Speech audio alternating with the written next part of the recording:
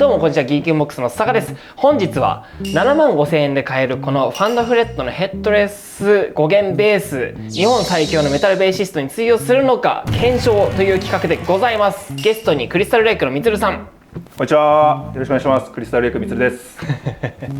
いつもステージの写真ばっかり見てるから、はい、怖いお兄ちゃんかと思ったらすごい優しい。そうですね、基本的に愛犬家のただのもう間違いない、はい、やっぱ犬好きだから、はい、犬好きに悪い人いないですからね。決め手です。はいみつるさん、簡単に自己紹介いただけましたら。はい、クリスタルレイクというバンドでベースを弾いてます。みつると言います。よろしくお願いします。で他にもアイドルさんとか、あと今はゲーム配信者のバックバンドってちょっとなんかそれだけ聞くとよくわからないんですけど、そういうものだったりとか、バンド以外も多岐にわたって活動します。いや、もう本当にすごいお仕事人の気がつけば、でもなんか結構変わった仕事が多いかも。はいはいはい。結構知り合いづてに依頼をいただくことが多いんですけど、はい、やっぱり僕がどういう人間なのかやっぱ知ってる人が依頼してくれるんで、いわゆる僕はなんかプロミュージシャンとはいえあんまりドプロっていう畑っていうよりはバンドだけをやってきて、そういうお仕事を今やるようになってるんで、なんかそこの僕に発注してくれる人っていうのはすごい特殊な、僕にしかできないことを頼んでくれてるなっていうふうには思いますね。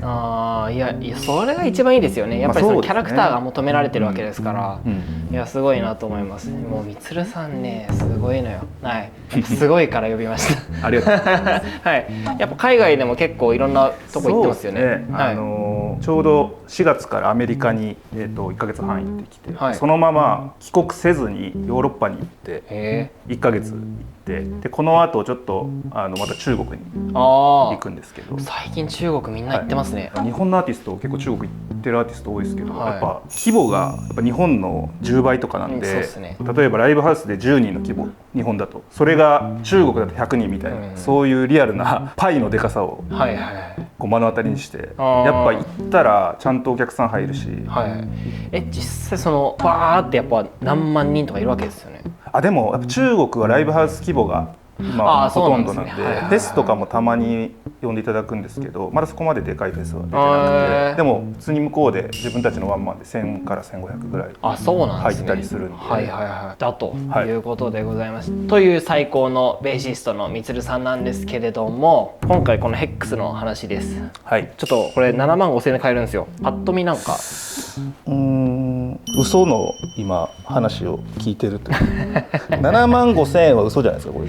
いや僕はもうちょっと高くした方がいいってね。75万の間違いじゃないですか。最初僕そう思いました。いやなんかそんな感じですよね。75万作りがなとか思ったんですけど、75万はちょっと言い過ぎかもしれないですけど、30万40万って言われてもぶっちゃけ分かんないかも。いや分かります分かります。はい、もちろん音出してないんで、あれですけど、このデザインだけそうですよね。パッと見やっぱりなんかすごい良さげだけど、実はやっぱフレットガタガタとかノイズめっちゃ多いとか、心配じゃないですか。そこら辺をちょっとね、メタルバンドでも活躍して VTuber とかそっち系でもしっかり仕事して、あらゆる面で活動してるみつるさんにチェックしていただいて、っていう感じでやっていこうかなと思います。ということでこの動画を見たらメタルの音作りどうなってるんですかとか、みつるさん最近どんな活動してるんですかとか、ヘックス実際使えるのかどうかとか、そこら辺がしっかり理解できるかなというふうに思います。このヘックスをみつるさんが弾いたらどんな風になるのかっていうところだけ見たい人はビーッとスキップしてくださいな。ということで本編へどうぞ。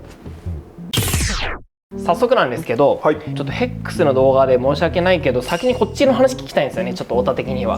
もちろん。メタルの音作りってどうやるんですかっていうので、ちょっと機材持ってきてもらったんですけど、意外となんかシンプルなというか。そうですね、もう基本的に僕はこの1枚のボードだけで全て完結するような形になってて、ちなみにそれはクリスタルレイクとかメタル系の音楽もそうだし、他のもうちょっと普通の現場も、もう全てこれ一つで。なんならクリスタルレイクではこの辺の機材使ってないんで、これだけです。もうこれだけです。ガットコーテックスだけのみ。アンプももうどの現場でも僕は鳴らさないので。そうなんですね。もうずーっともうこれと竿だけあればどこでも巡業できるっていうスタイルで、ああすごいですね、身軽な。はい、身軽にやらせてもらってます。はいいやすごいな、なんかやっぱこうマーシャルバンバンみたいな、はいでこうでっかいラックドーンみたいな時代じゃないですね。いやなんか憧れますけどね。はい。でも時代なんでいやでもそんだけこれに入っちゃってるってことですよね。そうですねクワッドコーテックス、いやいいんすよねこれ、これ中ではどんな処理がされてるんですか？基本的にはこのインプットの位置から入ったものがこの2系統、アウト2とアウト1っていう風にもなってるんですけど、2つの音でアウトプットされるっていう風なルーティングになっていて、で1つはドライというか、あんまりこう歪んでないっていうか、ほぼ歪んでないですね、普通のクリーントーンで、もう一つはもうギンギンギャンギャンベンベンに歪ませた音を出力して、でこれを PA さんに送って、で PA さんの方で最終的なミックスをしていただいているっていう。でこっちのギャンギャンの方ははい何がエフェクトかかってるんですか？まずドア頭から説明するんですけど、ごめんなさい、これまずピッチシフターがかかっていて、ピッチシフターって下げる方ですよねきっと。はい、下げる方です。やっぱり下げられるんですね。はい、っていうのも、僕バンドでチューニングをすごいダウンチューニングしていて、3音下げにしてるんですよ。しかも5弦ベースで。なるんですかそれ？ってなるじゃないですか。で、実際やっぱ弦ダルンダルンになるし、ピッチが悪い箇所が出てきたりっていう問題があって、でその時に、実際3音音は下がってるんですけど、ベース自体は2音下げにして、でこっちのピッチシフタートランスポーズっていうもので、マイナスにしてあげると1音さらに下がるんで、トータル3音下げになる。こっちだけでマイナス3音とかやろうと思えば多分できるんですけど、やっぱりなんかマイナスに行く以上行くと、なんとなく精神衛生上僕が気になっちゃうっていう、あと音が若干やっぱこう曇っていくなっていう。やっぱそこ心配ですよね。遅くなったりしないのかなって、いわゆるレイテンシーの問題とか、ちょっと聞きたいですこれ。聞きます。いいですか？これが実際にピッチシフトしてない音。ノーマルですね。はい、ノーマルがこの音になります。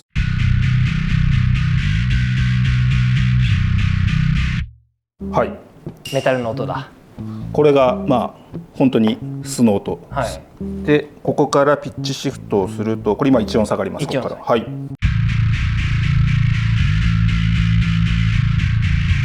はい、こんな感じですね。弾いてる側的には全然問題ない感じですか？全然気にならないですね。1音ぐらいだと。音だけ聞くと全然素晴らしいです。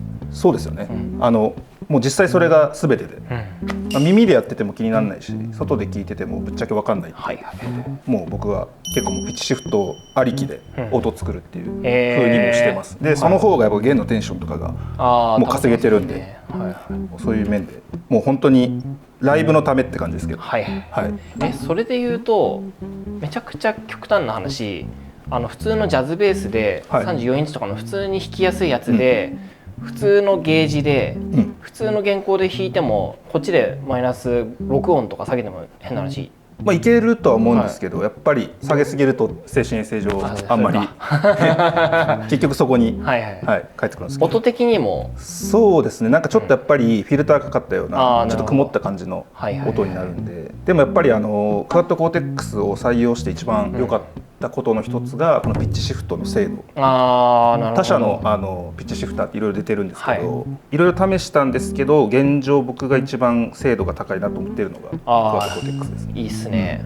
この歪みはどれがかかってるんですか？でその後、1個ずついくんですけど、ノイズゲートかかってます。最初にかけるんですね。そのピッチシフトのドア頭にかかってて、でここにコンプですね。コンプレッサーが、コンプかかっていて、でその後ここで分岐して、で上からいきます。上が歪みなんですけど、ここにこのクワッドコーテックス内にも入っていたダークグラス B7K のシミュレートした音をまず前段に置いて、その後に僕が前使ってたダークグラスの X7 の音をニューラルキャプチャーという機能でキャプチャーして、自分が実際に前使ってた音を取り込んで、もうこの中に入ってるんですか？入ってます。それがもこれです。ありなんだそれ。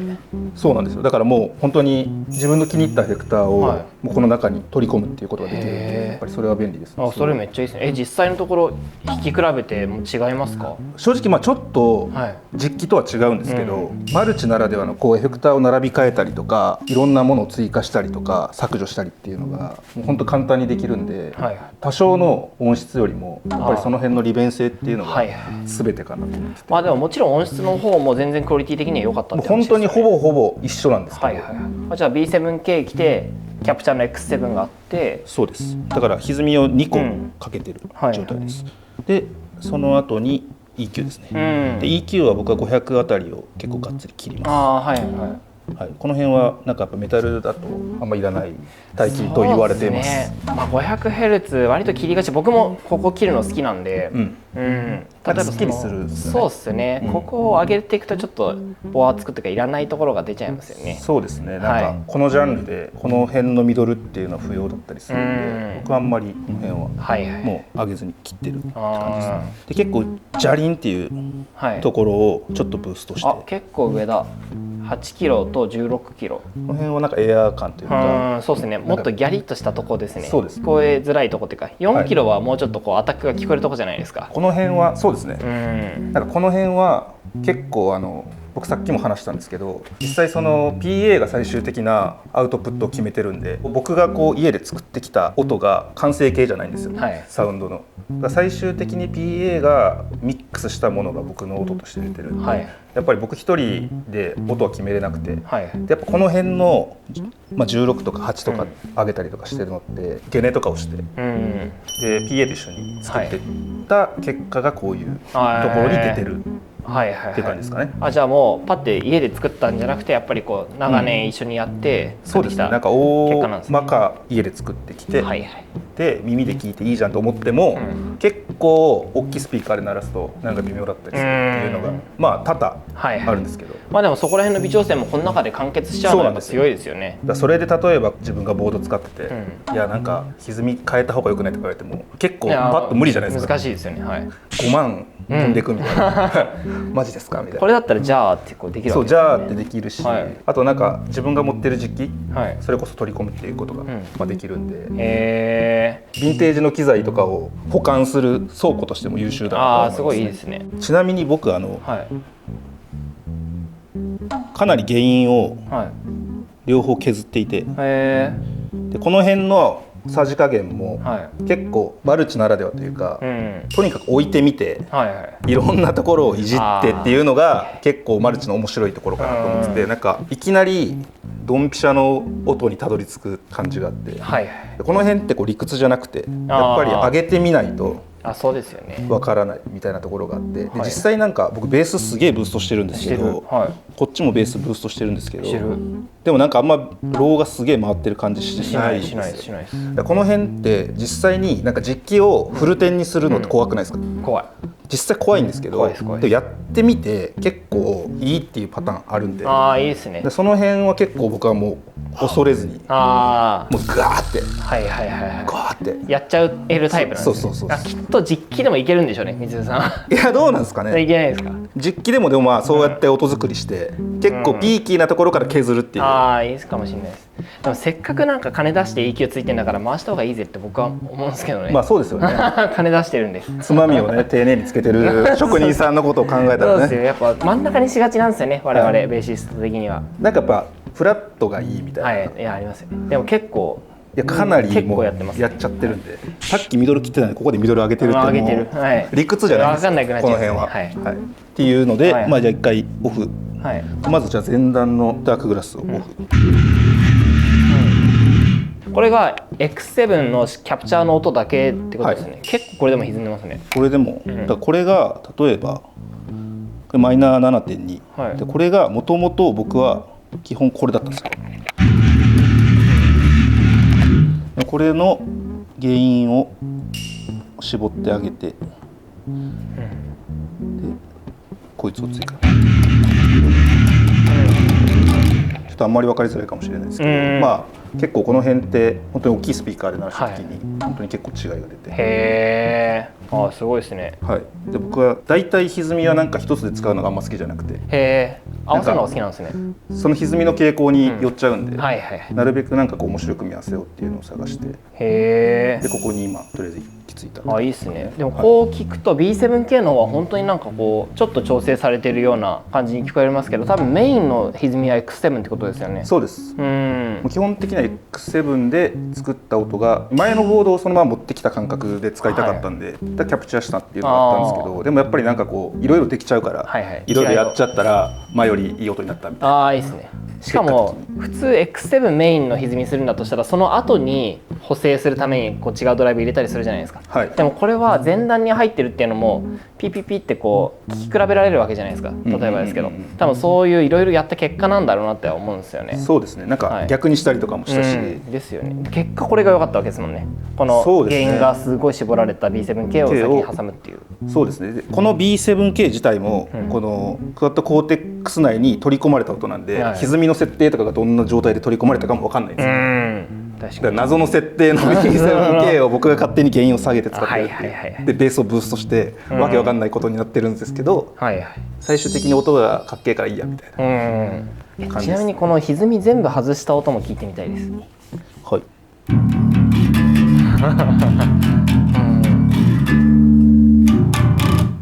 なんか普段自分はこういうので弾いてるはずなんですけど、これなんか物足りなくて入れてほしいです。は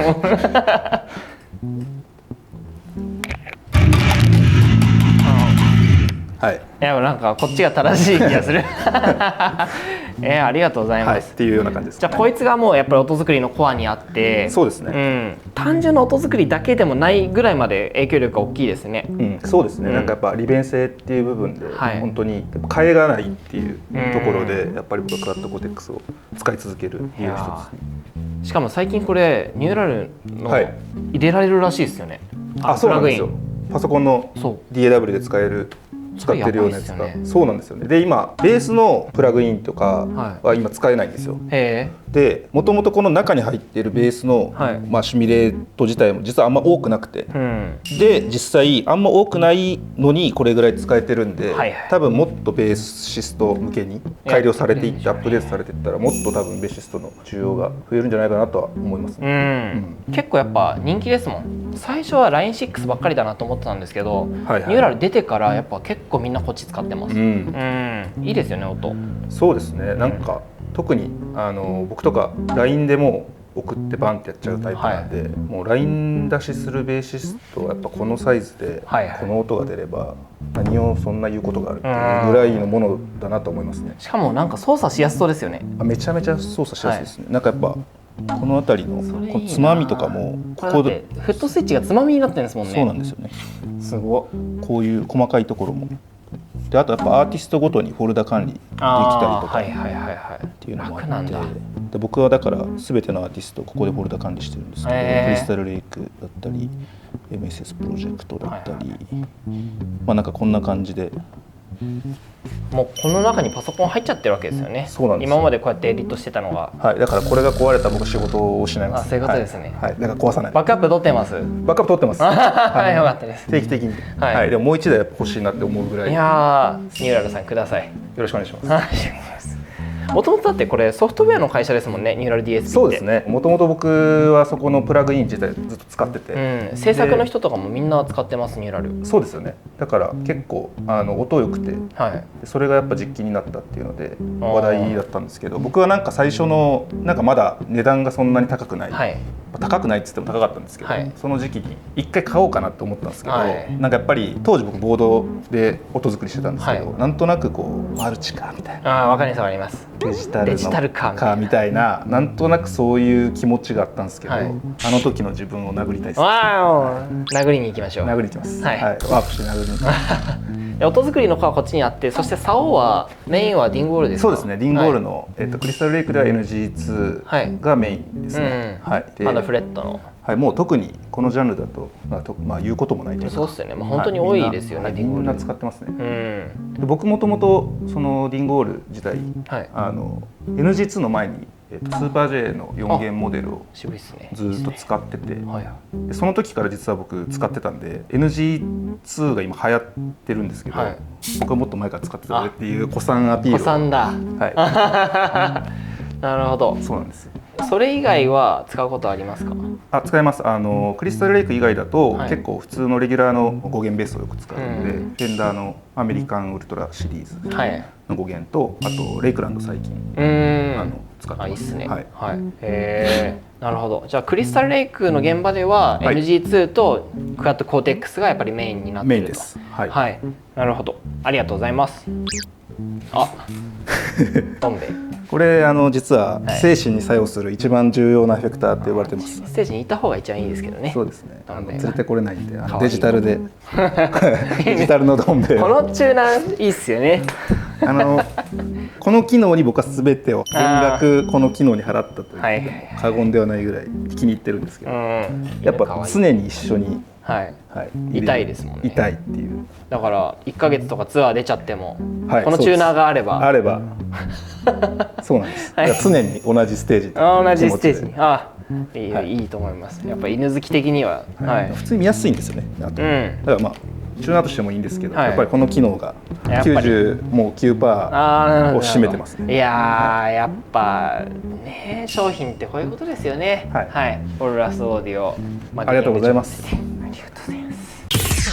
さて続いてやっと本題、HEX の NB505 っていうこのモデルに入ってくるんですけど、ちょっと簡単に説明させていただきます。これインドネシアで作ってるんですけど、インドネシアってすげえいい工場多くて、今多分世界で1位なんですよ、国が。PRS の SE とか、まあそこで作ってますし、バッカスなんかも作ってたりしますね、あそこら辺で。だから今インドネシアの工場めっちゃ良くて、インドネシアの工場出身の人が別の工場を作ったりっていう感じで競争が今激化してるんですよね。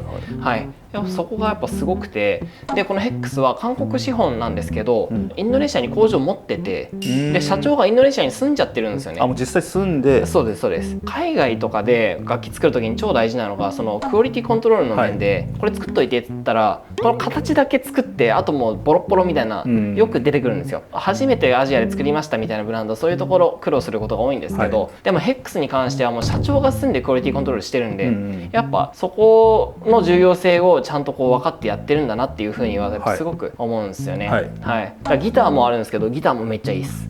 ギターもこういうちょっと変わった形のヘッドレスのもので、すごくクオリティが高いです。同じような値段で。そうですね。これより下の値段もあります。すごいっすよ。なんでそんなことが。インドネシアでやってる上に自社工場だからみたいな、富士源の自社ブランドとかあるじゃないですか。あんな感じですよね。それをさらにインドネシアでやっちゃうみたいな。安いところでやっちゃって、しかもインドネシアって木材の流通結構すごいんですよ。あそこも輸出が一大産業で、木材の木材が本当にすごくて、河合とかもピアノです、あれもあっちでほぼほぼ作ってたりしますね。いやすごいんですよ。行ったんですけど、ローズの問屋とかあるんですよね。ローズの問屋行くと全部ローズみたいな、そっから選ぶみたいな、やばい量積まれてるんですよね。ちょっと桁違いな国でしたね。そうなんですね。そうなんですよ。だからその木材もいいし、売ってる人の気質とかもいいんだろうなと思うんですよ、出てくる製品見る限り。楽器作りに向いてるじゃないかなと思います。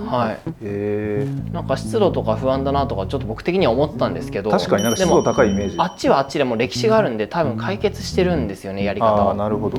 みたいですっていうのがこの HEX なんですけど、この NB505 っていうモデルに関して言うと、マホガニーボディのメープルのラミネートタイプのネックですね。これいくつかラミネートすると左右差がなくなったり、クオリティの差がなくなったりして、高いクオリティを安定的に出せるっていうものがございます。で指板はウォルナットで、ステンレスフレットなんですよね、これ実は。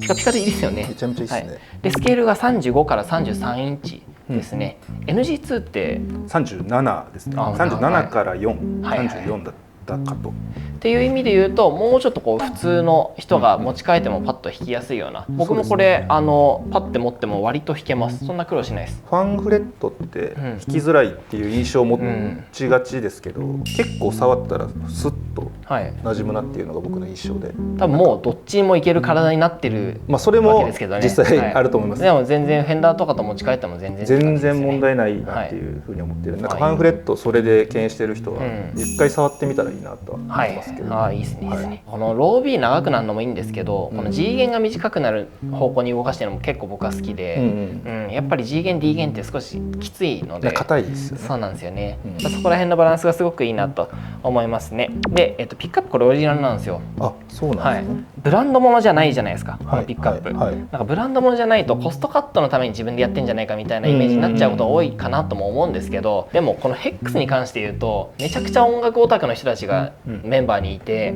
彼らがボビン何がいいかとかワイヤー何がいいかとかマグネット何がいいかとかをめちゃくちゃ話し合った結果これ採用してるっていう。じゃあもう協議の末、そこ結構聞いてるんで、ここについたと信頼してます、このクオリティの高さについては。でシングルコイルだからちょっとジャズベっぽい、ミドルレンジがあんまり出過ぎない音っていうか、ツーハムって結構こうちょっと独特じゃないですか。はい、僕もハムのベース持ってるんですけど、ちょっとなんか余計っていうか膨らむ感じがあんまりこう必要じゃないなっていう瞬間が結構多くて、ジャンルにももちろんよると思うんですけど、僕もともとずっとジャズベースばっかり弾いてたんで、ツーハムの楽器のそういうところはジャズベースから持ち帰るとすごく違和感があるなって思っていて、でもこれに関してはまあそれがすごくいいなと思いました。すごく僕の好みっちゃ好みなんですけどね。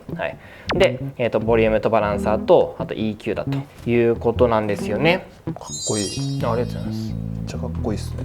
いいですよね。なんかデザインもやっぱいけてるし、めちゃめちゃ今っぽいですよ。そうなんですよ。今っぽいんですよね。でこのヘックス日本だと全然有名じゃないんですけど、韓国だと結構有名で、もうクオリティ高いよっていうのは知られてるものなんですよ。日本でいうじゃあ富士源みたいな。ノリ的にはそんな感じですね。すごい。そして値段が7万5千円税抜き。安い。税込みだと8万2500円ですか。ほぼただ。多分。本当です。ただ。ほぼただです。ほぼただ。10万を切るベースでこのルックスで音が良かったら買うでしょ。買うでしょ。いやマジでって思いますけど、いや僕もそう思うんですよ。さすがに安すぎるって僕は言ったんですけど、いやって言われました。韓国と値段を揃えたいからみたいな話だったんですけど、いや勘弁してよみたいな。僕としてはちゃんとプロモーションしてちゃんと儲けたいとか、その分メーカーの利益取ってよとか思うんですけど、でも今回ちょっとこれでいきます。いつまで7万5千円か分かんないですけど、少なくともスタートはもう7万5千円でいきますね。素晴らしい。いやめっちゃ安い。10万円しないんですよこれ。びっくりですよね。ありえないですよね。で音はどうかっていう。そうですね。音ですよね、肝心なのは。そうっす。っていうことでお呼びしたのがもう日本最強メタルコアベーシストみつるさんですよ。こんにちは。改めまして。そして犬好きのちょっとこれいつものセッティングと同じでゴリンと弾いていただければ、ちょっとなんか弾いてみますか。ありがとうございます。ちょっとじゃあもう実際自分のボードでいつもの音作りをそのまんま X に置き換えたような感じでお願いします。だっていつもこのまんまもうでっかいフェスとかもヨーロッパ回ったりアメリカ回ったりしてるわけですもんね。してます。そのゴリッとしたガチの環境でヘックスどれぐらいになるかチェックしてみましょう。どうぞ。